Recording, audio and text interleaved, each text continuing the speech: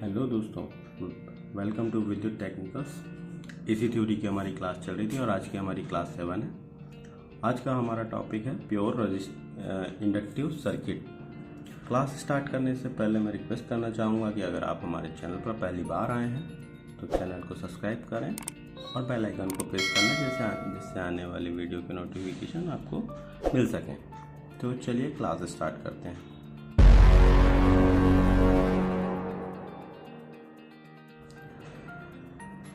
दोस्तों, pure inductive circuit को समझने से पहले हम इंडक्टर की कुछ टर्म्स को समझ लेते हैं।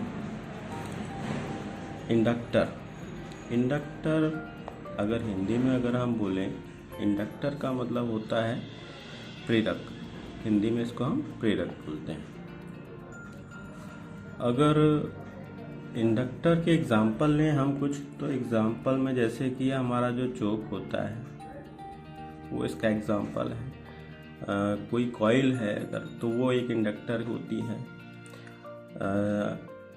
और ब्लास्ट जो होता है आपका ट्यूबलाइट में, वो आपका एक इंडक्टर होता है। इंडक्टर का मतलब है क्या दोस्तों? अगर हम देखें तो ये मान लीजिए ये हमारा कोई कंडक्टर है और इस कंडक्टर को अगर हम ऐसे कॉइल की तरह घुमा दें, या हिंदी में इसको कुंडली भी बोलते हैं, तो ये जो है हमारा ये इंडक्टर कहलाता है। इसकी बात हमने लास्ट क्लास में भी करी थी कि जो इंडक्टर होता है इसकी क्या क्वालिटी होती है।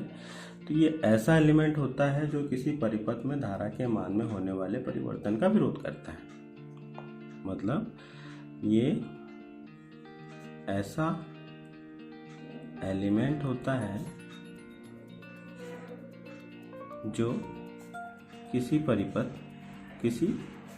प्रत्यावर्ती परिपथ है ना, प्रत्यावर्ती मतलब ये प्रत्यावर्ती धारा का अपोज करता है, एसी का विरोध करता है, जबकि डीसी को फ्लो होने देता है। किसी प्रत्यावर्ती परिपथ में धारा के मान में होने वाले परिवर्तन का विरोध करता है।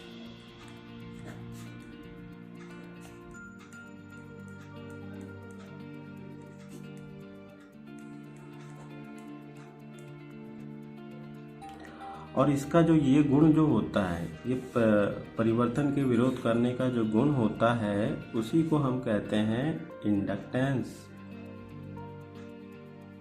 क्या कहते हैं? इंडक्टेंस। इंडक्टेंस अगर हिंदी में बात करें तो प्रेरकत्व। मतलब इंडक्टर का वो गुण धारा के मान में होने वाले परिवर्तन का विरोध करें, इंडक्टेंस कहलाता है या प्रेरकत्व कहलाता है। इसके प्रतीक की बात करें तो प्रतीक हम इसको L से प्रदर्शित करते हैं, और इसका जो मात्रक होता है वो होता है दोस्तों हेनरी। इसको हम H से शो करते हैं। अब जब ये इस धारा के मान में होने वाले परिवर्तन का विरोध करेगा, तब क्या होगा? तब इसमें एक EMF इंड्यूस होगा। इस इंडक्टेंस के कारण, इस इंडक्टेंस के गुण के कारण क्या होता है? इसमें एक EMF इंड्यूस होगा। मतलब ये जो इंडक्टेंस है, ये इंडक्टेंस क्या करता है? धारा के परिवर्तन का विरोध करता है, और उसी को हम इंडक्टेंस कहते हैं। और इंडक्टेंस के कारण ही जो है इस इंडक्टर में एक EMF इंड्यूस होता है, और उस EMF के इंड्यूस होने को हम क्या कहते हैं? इंडक्शन या प्रेरण। हिंदी में कहें तो प्रेरण, यानी कॉइल है मान लीजिए हमारी। इस कॉइल को हम एक AC सोर्स से कनेक्ट कर दें तो क्या होगा? हम जानते हैं जो AC सोर्स होता है वो अल्टरनेटिंग होता है हमारा। तो यहाँ पर क्या होगा कि ये अपना जो कॉइल है ये अपने मैग्नेटिक फील्ड बनाएगा, मैग्नेटिक फ्लक्स जनरेट करेगा, और वही फ्लक्स जो होंगे इसके जो कॉइल्स हैं उनको कट करेंगे तो इसमें जो ईएमएफ इंड्यूस होगा। तो ईएमएफ जो है वो क्या कहलाएगा हमारा, ये इंडक्शन के कारण ईएमएफ होगा, इंड्यूस। अगर हम इस ईएमएफ की वैल्यू निकालना हो हमें, तो उसके लिए फॉर्मूला क्या होगा दोस्तों, E = -L di/dt, है ना। तो ये हमारा इंड्यूस्ड ईएमएफ का फॉर्मूला हो गया।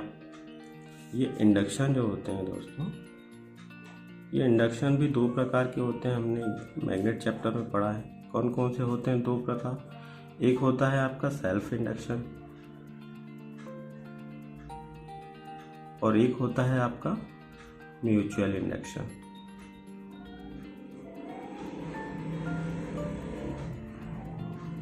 है ना। सेल्फ इंडक्शन की बात करें तो सेल्फ इंडक्शन कब होता है, मतलब ये कि जब हमने इस कॉइल को जो है एसी सोर्स से हमने कनेक्ट किया और एसी सोर्स से कनेक्ट करने के बाद इसमें से कुछ करंट फ्लो होती है, उस करंट के फ्लो होने से इसमें जो है मैग्नेटिक फील्ड जनरेट होता है और वहाँ पे ईएमएफ इंड्यूस्ड हो जाता है। तो इसे हम क्या कहेंगे, इसे हम कहेंगे सेल्फ इंडक्शन। दूसरी चीज़, अगर हम यहाँ पर एक कॉइल को इसके साथ में एक कॉइल और पास में इसके रख दें, तब यहाँ पर क्या होगा दोस्तों, इस कॉइल में इंडक्शन के कारण जो है ईएमएफ जो इंड्यूस होगा वो कहलाएगा हमारा म्यूचुअल इंडक्शन। ये चीज़ हमने मैग्नेट चैप्टर में डिटेल में पढ़े हैं। एक चीज़ और होती है इसमें, इंडक्टिव रिएक्टेंस।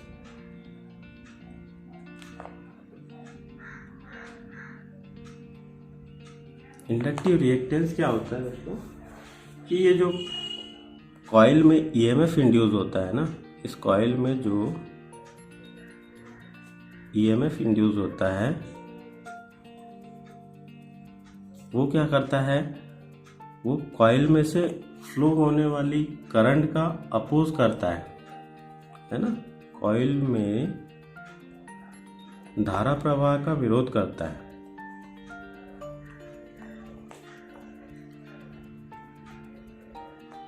क्योंकि हम जो इंड्यूस हुए ईएमएफ की अगर डायरेक्शन को पता करना है हमें कि भाई जो ईएमएफ यहाँ पर इंड्यूस हुई है उसकी डायरेक्शन क्या होगी, तो हम उसको कैसे पता करते हैं, लेंस के नियम से।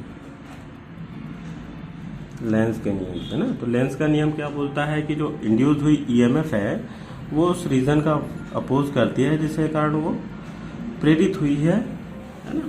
तो ये जो ये ईएमएफ है ये जस्ट उस अप्लाई सोर्स के अपोजिट डायरेक्शन में होती है, क्योंकि ये उसका अपोज करती है ना।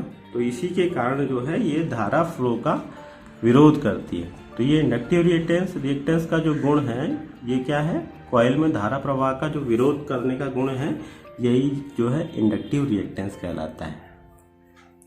अगर हमें इंडक्टिव रिएक्टेंस निकालना है तो उसका जो फॉर्मूला होगा दोस्तों, उसका फॉर्म हम एक्सेल से प्रदर्शित करते हैं, है ना।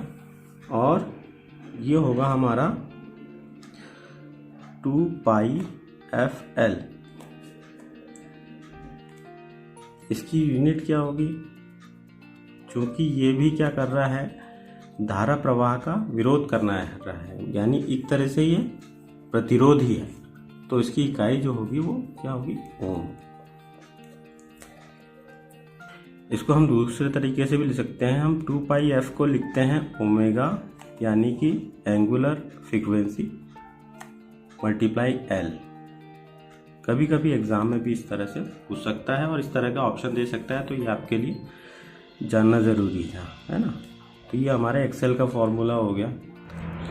अगर हम प्योर इंडक्टिव सर्किट की बात करें तो प्योर इंडक्टिव सर्किट में जो हमारा करंट होता है वो वोल्टेज से 90 डिग्री पिछड़ जाता है, यानी यहाँ पर हमारे थीटा की वैल्यू जो होती है 90 डिग्री होती है। ऐसा क्यों होता है दोस्तों, तो ऐसा इसलिए होता है कि जो हमारी इंड्यूस्ड हुई ईएमएफ होती है, ये ईएमएफ इंड्यूस जो होती है ये इस जो होती है अप्लाई वोल्टेज के अपोजिट डायरेक्शन में होती है, यानी ये करंट फ्लो का अपोज करती है, जिसके कारण जो हमारी करंट है वो 90 डिग्री उससे पिछड़ जाती है।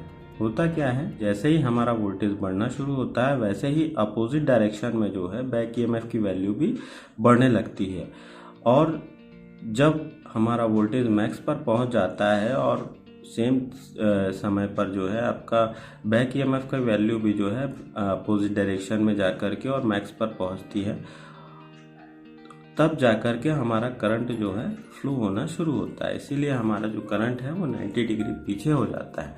अगर हम इसके ग्राफ की बात करें तो हमारा ग्राफ कुछ इस तरह से बनता है दोस्तों। ये हमारा वोल्टेज है और ये हमारा करंट होगा। हम इसको यूँ लिख सकते हैं कि जो हमारी करंट है यानी I V से 90 डिग्री लैगिंग होती है।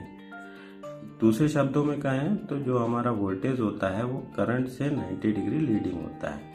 इसका हम अगर दूसरे तरह से ग्राफ बनाएं तो ये हम इस तरह से भी इसका वेक्टर ग्राफ बना सकते हैं, है ना।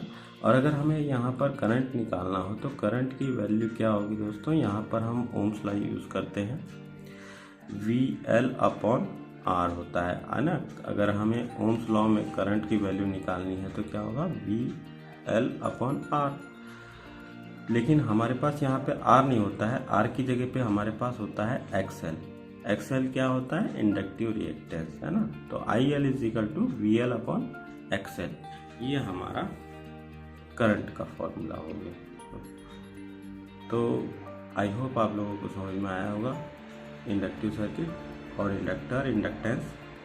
नेक्स्ट क्लास में हम देखेंगे प्योर कैपेसिटिव सर्किट और कुछ कैपेसिटर की टर्म्स। Thank you.